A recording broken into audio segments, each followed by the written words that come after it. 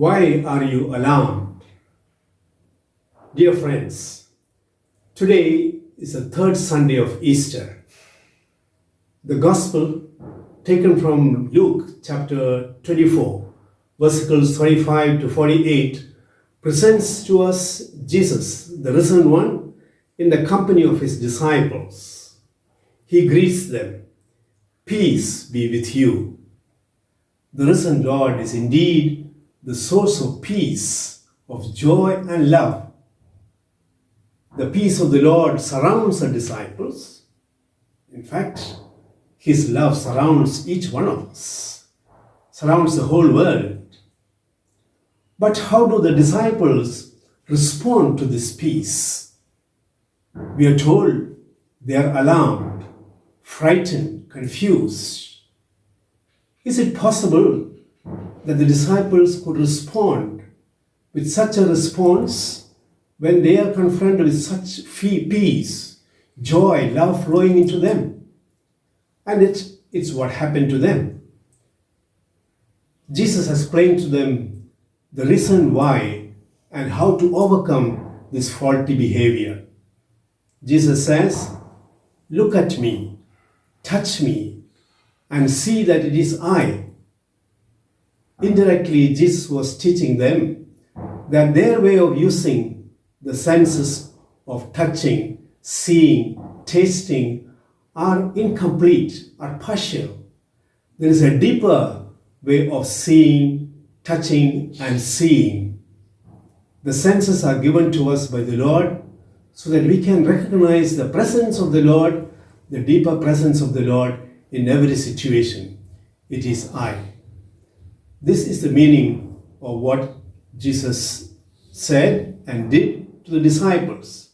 He then opened their minds, gave them a new way of looking at reality. The result of the resurrection event is indeed to teach us to evaluate our life situation with a deeper insight, a deeper vision. That's what happened to the disciples of Emmaus. The disciples of Emmaus described their resurrection experience in this way. They said, "Were not our hearts burning?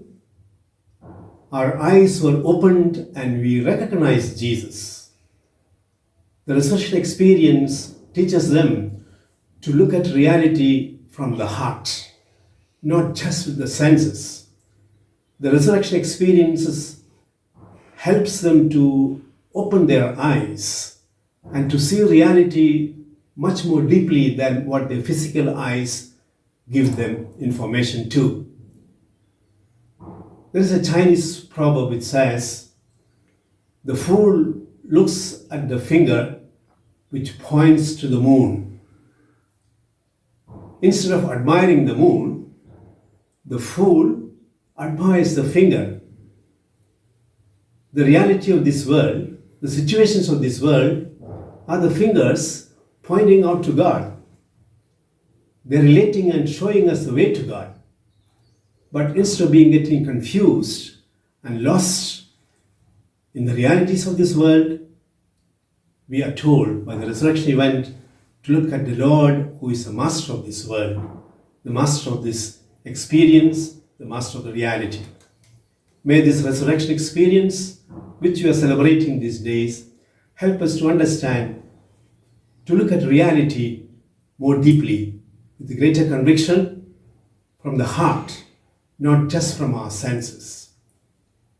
May we recognize everywhere that it is I. Do not be afraid.